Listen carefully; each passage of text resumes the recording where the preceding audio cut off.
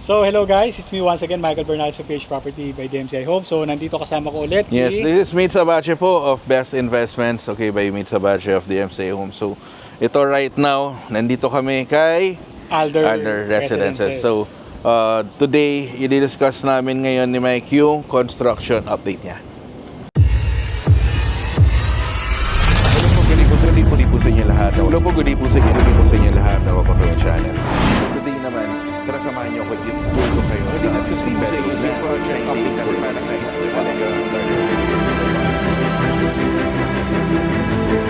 Best Investments by Meet Sabache, and I am an accredited seller of DMCI Home.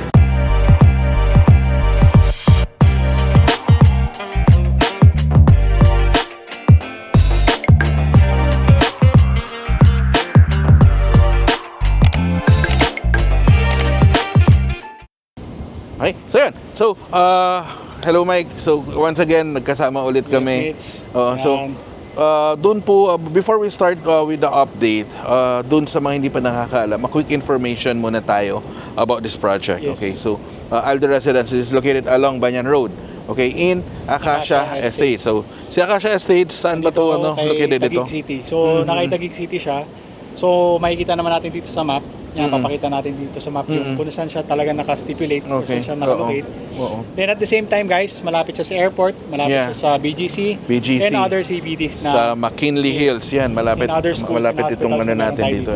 And also, Acacia Estates is our private township po. So we're in multiple numbers of projects. Meron tayo dito, all being built by DMCI Home. So meron tayong townhouses dito, meron tayong residential condominiums, and yung mga nauna, may even mga house and lots meron tayo dito. Yes. Oh, and also, dito rin sa project na to, this is a very well secured community wherein meron tayong main gate dito wherein wala pong public utility vehicles na nakapasok, only private vehicles lang. Vehicles. Ang mga And may pwedeng allotted pumasok lang dito. na, no? Actually, may allotted lang tayo na commute system dito, which is yung sa DMCI communities.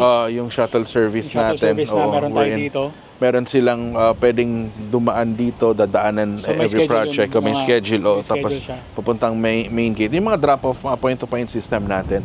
Diba? Okay. So, going back dito kay Alder Residences. So, this Alder Residences are composed of four buildings po na merong 16 floors ba? 16 floors, no? 16 floors, yes. Per building. So currently, meron pa tayong pre-selling building dito na si Sylvan Building. Pero meron na rin tayo... 2025 ng December na mataturnover. Mataturnover. And then ito yung ongoing din, yung nasa kaliwa namin. Si Oregon Building. Si Oregon Building na... this year na rin ba? Yes, Tama, this year na rin ang turnover niya, no? Okay, and at the same time, meron tayong dalawang RFO. Yes, si Andea at si Manzuria. Oo. And then dito, ano pa yung mga available units natin dito, Mike? So, yung mga available na units pa natin dito, which is yung mga 2BR natin na meron tayong 67 square meters and meron tayong 71.5 square meters. Yes, ang laki. Actually, pagkapunta namin sa sales office, kung ano yung itsura niya talaga, grabe ang luwag. Maluwag siya. Saka, actually, this project has the biggest size of currently here dito sa mga two bedroom units natin. Kasi 67, imagine yung 67 square meters. Alam ko may mga video na tayo nito na naka-post. So, naka-link naman na sa mga namin dito. Ililink natin yung mga... Siguro mas maganda nandiyan yung mga contact numbers namin, di ba? For those who are interested, di ba? Mas maganda. Mag-contact na lang tayo para makita ninyo actual. Kasi dito may mga actual units tayo na pwedeng ipakita sa inyo. Okay, so ito right now, ilang percent na ba yung construction natin dito? So we have at least mga nasa 88% approximately yung completion na meron tayo dito kay Alder Residences. So as of pa lang yun December 2024. So malamang ngayon baka nasa 90% na. 90. Most likely kasi ang turnover niya by next year na And pansin ko dito sa amenity area natin. Almost complete na. Na siya. Kasi nung last time na nandito tayo, alam ko parang ginagawa pa itong playground area natin. Correct, yes. Pero ngayon, naka-open na siya, nagagamit na siya. And even yung pool natin on that side, kay Oregon side. Ano pa yun? Wala pa sarado pa, pero right now, functioning na. And itong mga barbecue pits natin, maganda na yung grass kasi no last time color brown pa, wala pang grass dito 'di ba? Ayun, so dito right now may mga available units pa tayo dito ng mga 2-bedroom units. Tama, Correct, Mike? yes. No? So for those who are interested, again, nandiyan yung numbers namin, naka-flash sa screen.